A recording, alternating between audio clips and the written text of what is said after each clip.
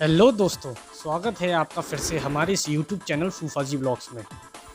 तो आज हम बात करने वाले हैं सेकंड हैंड कार परचेजिंग के बारे में। जैसा कि दोस्तों, महामारी के कारण लोग पब्लिक ट्रांसपोर्ट से ज़्यादा खुद के वाहन को प्राथमिकता दे रहे हैं। कुछ लोग नया वाहन खरीद रहे हैं तो कुछ का रुझान सेकंड हैंड वाहनों की तरफ है। लेकिन हाल ही में कई ऐसे मामले सामने आ चुके हैं जिसमें ऑनलाइन सेकंड हैंड वाहन खरीदने के चक्कर में ग्राहक धोखाधड़ी का शिकार हो गए हैं।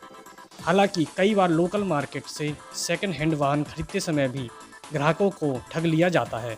अगर आप भी सेकंड हैंड कार खरीदने की सोच रहे हैं तो आपको ऐसे मुख्य 7 पॉइंट का ध्यान रखना होगा आपको सेकंड हैंड गाड़ी खरीदते समय। तो आइए जानते हैं ऐसी कौन सी हैं वह 7 बातें जो कि आपको सेकंड हैंड गाड़ी खरीदने में मदद साबित करने वाली हैं।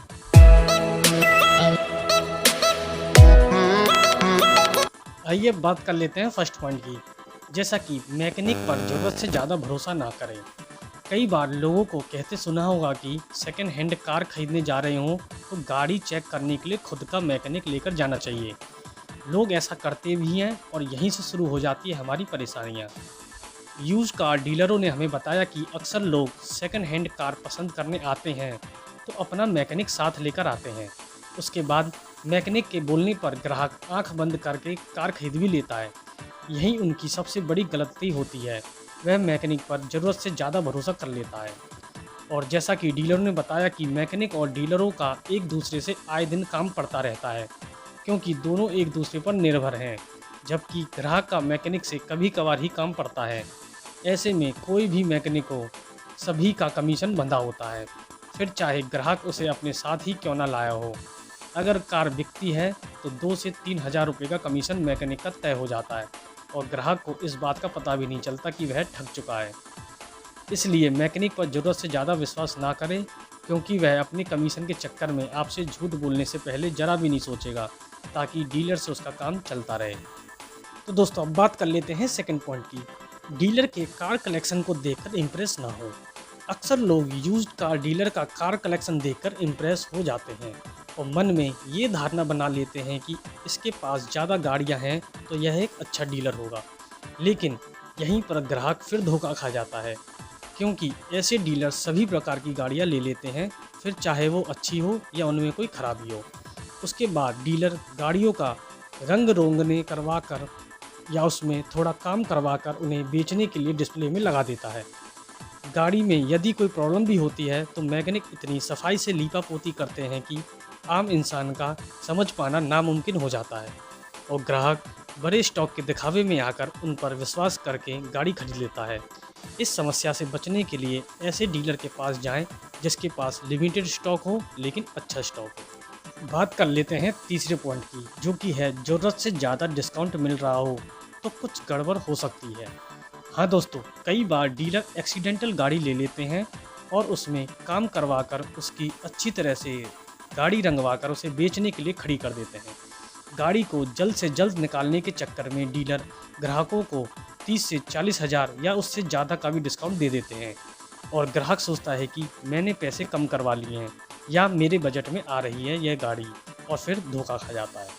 अगर डीलर बड़ा डिस्काउंट दे रहा है और गाड़ी की तारीफ़ों के पुल बांध रहा है तो थोड़ा सतर्क हो जाने की ज़रूरत है, क्योंकि अगर चीज़ अच्छी होगी तो कोई भी उसकी कीमत से कॉम्प्रोमाइज़ नहीं करेगा। लेकिन अगर कुछ गड़बड़ होगी तो ज़्यादा से ज़्यादा डिस्काउंट देकर गाड़ी निकलवाना ही हर संभव कोशिश करेगा। इसलिए अगर ज़रूरत से ज़्यादा डिस्काउंट मिले तो लालच में ना आए, बल्कि सोचे कि डीलर अचानक से इतना बड़ा डिस्काउंट क्यों दे रहा है। अगले पॉइंट की बात करें, जो कि है ऑनलाइन से ज़्यादा ऑफलाइन को प्राथमिकता दें। इस समय ऑनलाइन ठगी के रोज़ाना कई मामले सामने आ रहे हैं, जिसमें जालसाज डीलरों की ही गाड़ी अपने नाम से ऑनलाइन प्लेटफॉर्म पर डाल देते हैं और वो भी बेहद कम कीमत पर।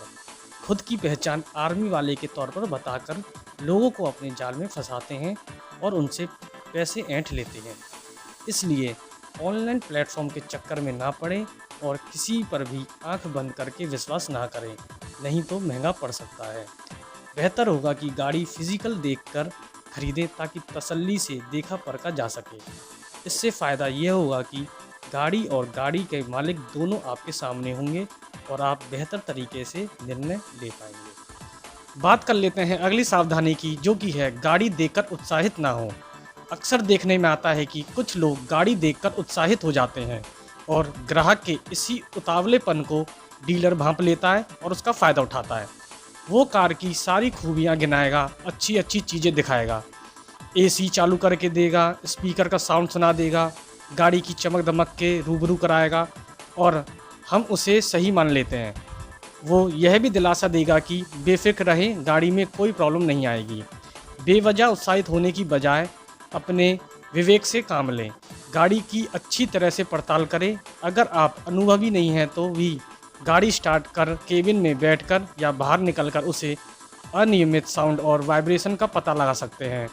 अगर कोई अनवांटेड साउंड या वाइब्रेशन होता है तो डीलर से इसके बारे में पूछें। हालांकि पुरानी गाड़ी में थोड़ा बहुत काम निकलता ही है, जो थोड़े बहुत खर्च में ठीक कराया जा सकता है। बस इंजन में प्रॉब्लम नहीं होनी चाहिए।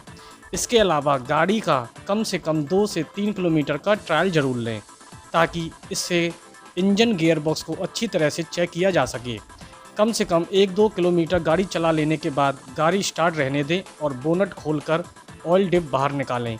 अगर उस जगह के स्मोक आ रहा है या ऑयल के छींटे आ रहे हैं तो एक बार कंपनी में ज़रूर कंसल्ट कर लें, क्योंकि यह प्रॉब्लम तब आती है जब इंजन सही तरीके से काम नहीं कर रहा होता है। कोशिश करें कि सर्टिफाइड कार ही खरीदें। अगली पॉइंट की बात की जाए, जो कि है गाड़ी एक्सीडेंटल के बारे में।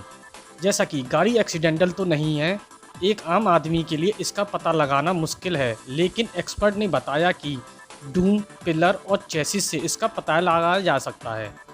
गाड़ी के चेसिस को नीचे की तरफ से चारों ओर से देख लें कि कोई प्ले या बैंड तो नहीं। अगर कहीं प्ले या बैंड दिखाई पड़ता है तो कुछ गड़बड़ हो सकती है। दूसरा, बोनट खोलकर इंजन के पीछे वाला हिस्सा जहां सस्पेंशन दिखाई देते हैं वहां देखें। यहां आपको डूम दिख जाएंगे, जिसके ऊपर सस्पेंशन टिका होता है। एक्सीडेंट होने पर सबसे पहले यही हिस्सा क्षतिग्रस्त होता है। इस पर कंपनी की पेस्टिंग होती है। एक्सीडेंट होने पर यदि एक बार पेस्टिंग निकल जाए तो फिर इसे दोबारा नहीं बनाया जा सकता। कंपनी सिर्फ नई गाड़ियों पर पेस्टिंग करके देती है, पुरानी गाड़ी पर दोबारा पेस्टिंग नहीं करती। तो डूम की पेस्टिंग देखकर आप गाड़ी के एक्सीडेंटल होने का पता लगा सकते हैं। और तीसरा तरीका है, इसके अलावा पिलर्स से भी काफ़ी हद तक गाड़ी के एक्सीडेंटल होने का पता लगा जा सकता है।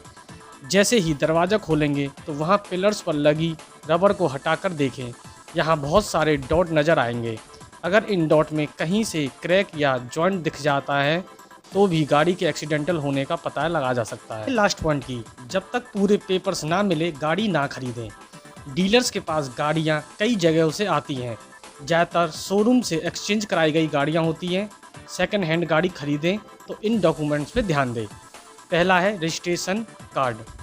यह गाड़ी का सबसे ज़रूरी दस्तावेज है, या कह सकते हैं कि इस पर गाड़ी की पूरी कुंडली होती है। गाड़ी कब बनी, कब रजिस्टर्ड हुई, model number, chassis number, colour, body type, सब कुछ इस कार्ड पर होता है। सेकंड हैंड गाड़ी खरीदते वक्त सबसे पहले उसका रजिस्ट्रेशन कार्ड चेक करें। कार्ड पर देखें कि गाड़ी पर कोई लोन तो नहीं है। इस बात की जानकारी कार्ड्स के सबसे निचले हिस्से में दी गई होती है। गाड़ी जिस बैंक से फाइनेंस होती है उसका नाम नीचे ही लिखा होता है। अगर आरसी पर बैंक का नाम लिखा है तो सबसे पहले कार बेचने वाले से बैंक की एनओसी जरूर ले लें, वरना गाड़ी ट्रांसफ़र करने में दिक्कत आएगी। गाड़ी फाइनेंस है या नहीं, इसकी जानकारी आप आरटीओ के साइट पर जाकर हाइपोथेकेटेड ऑप्शन पर क्लिक करके भी देख सकते हैं। संबंधित थाने में जाकर क्राइम रिपोर्ट निकलवाएं। जी हाँ, आरटीओ पर आपको एड्रेस मिल जाएगा। तो भविष्य में किसी भी तरह की समस्या से बचने के लिए सबसे पहले संबंधित थाने में जाकर गाड़ी की क्राइम रिपोर्ट निकलवाएं। यह पुलिस हेडक्वार्टर से भी निकलवाई जा सकती है। इससे यह पता चलेगा कि कहीं आपके द्वारा खरीदी जा रही गाड़ी किसी तरह के क्राइम में इस्तेमाल तो नहीं हुई या उस पर किसी तरह का केस तो नहीं चल रहा। साथ ही संबंधित क्षेत्र के आरटीओ से गाड़ी के ऊपर किसी प्रकार के चालान होने या ना होने की जानकारी भी ली जा सकती है, वरना यह आपके लिए सिरदर्द बन सकता है। और बात की जाए सेल लेटर की अहमियत समझें। गाड़ी बेच रहे हों या ख़रीद रहे हों, ऐसे में सेल लेटर काफ़ी अहम दस्तावेज है। गाड़ी बेच रहे हों तो आरटीओ में जाकर सेल लेटर पर साइन करवाना ना भूलें, ताकि भविष्य में गाड़ी से कोई दुर्घटना होती है तो आप जिम्मेदार नहीं होंगे। जिसे गाड़ी बेची है उसके साथ एक एग्रीमेंट भी कराया जा सकता है। ठीक इसी प्रकार गाड़ी खरीदते समय भी सेल लेटर की अहमियत को समझें और डीलर या जिससे भी कार खरीद रहे हों ये सेल लेटर ज़रूर मांगे जिस पर आरटीओ की सील और साइन लगे होते हैं ताकि गाड़ी आपके नाम कराने में कोई दिक्कत ना हो। तो दोस्तों यह थी कुछ महत्वपूर्ण जानकारियाँ जो कि आपको सेकंड हैंड गाड़ी खरीदने में काफ़ी मददगार साबित हो सकती हैं। तो मिलते हैं किसी अगली वीडियो में किसी नए टॉपिक के साथ, तब तक के लिए धन्यवाद।